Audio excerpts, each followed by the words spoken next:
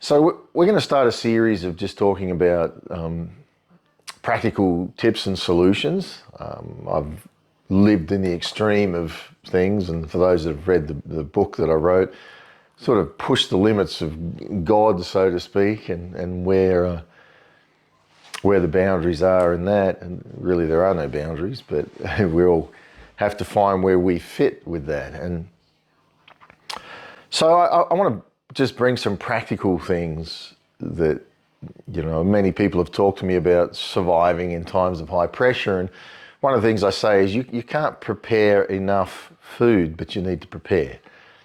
But I think the most important thing is to start to prepare yourself spiritually, emotionally, and mentally for what's coming. And that's not in fear, but in faith. If you act out of fear, then you're going to have irrational decisions and you're going to do things that are emotionally charged and you're going to have regrets for doing. Or we can act in faith, and practical faith, that doesn't mean you go and join a church, so to speak. Maybe you do, but faith is knowing where you're going, trusting that God's got you, and knowing how to connect with that, and knowing practical things of how that works out in your life.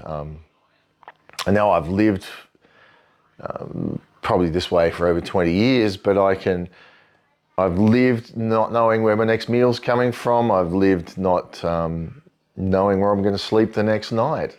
Some of those practical things, and I think some of the things that we do well to do as we're aware that things are changing, is to prepare around us. Prepare things like, just practical tips of things like debt. If you can reduce your debt, reduce it. There's going to be changes to the way you live. There's going to be changes to the way I live, to how society around us lives.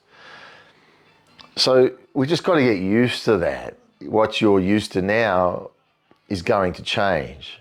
Doesn't mean it has to be worse, but better or worse is really a state of our mind anyway. But I think we can prepare, and a few of the things to prepare are the right people around our lives. There's a lot of people that can identify problems, and there's no end of people currently that can see all the problems in politics, all the problems in the world, all the problems and everything that's going on. But if you are going to exist in the level of problems, you are dead in the water, because you will never be a solution. And we have to decide early on in this thing, am I going to be a problem or am I going to be a solution? And if I'm going to be a solution, I have to change how I think. I have to allow faith to become where I'm based instead of fear. Because if I make my decisions out of fear, I'm going to end up down all sorts of rabbit trails where I don't want to be. But if I make my decisions based in a faith of knowing, I know that I know that I know how to hear what's right for my life. The creator of the universe has my best interests at heart, no matter what people do to me. And I've lived that, I continue to live that, and I tell you, it works. I'm not talking about following a religious system, because a lot of the religious systems are no different to government. They're just there to dictate how it needs to look to you.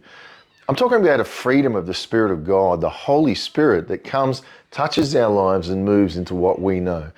And I describe it in different words to what church people use on purpose. People say, oh, he means the same thing. No, I don't mean the same thing. And what I'm trying to say is follow the peace. The Holy Spirit. Religion tries to put things into people. The Spirit of God, or Spirit people, Holy Spirit people, bring out what's already there. God is working in you.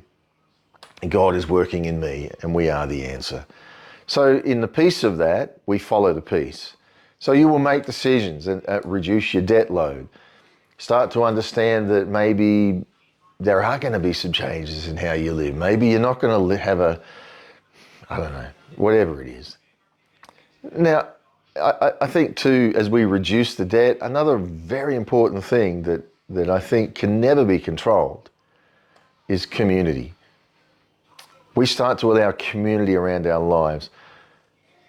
Let good people be near your life. Build around with people who are of like spirit.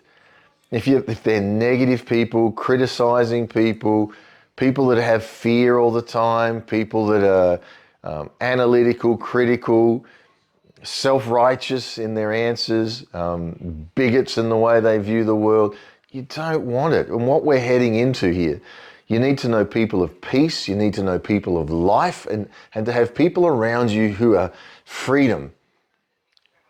Then you're going to live in freedom, because I've been in some very extreme situations where there hasn't been freedom, but I've been free on the inside, and the people around me have fed that freedom because they're the people I've allowed to be around my life. So I encourage you, as you're preparing for what's coming, financially, researching things, food, vegetable gardens, whatever it is you want to do, start allowing the right people to be in your life and the wrong people to just leave your life. It can be a traumatic time, and we're not doing that out of meanness. It's just out of, well, when somebody's in your life that shouldn't be there, there are a lot of effort. You're constantly feeding effort to try to get this person to, it's you. It's one-way street, right? You'll give. Nothing's really coming back, and I believe good spirit relationships, Holy Spirit relationships, symbiotic, is that the one? They go both ways. So I'm giving into your life, you're giving into my life. I get from you, you get from me. It's not because we're doing deals, it's because we're one spirit.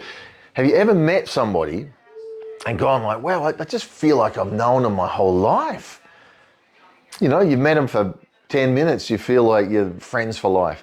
They're the sort of ones that you build into your life, and flow with them, flow into what's coming out of that, because the creative exists there, and you will start to create community that will bring you through whatever the world throws at us, the government throws at us.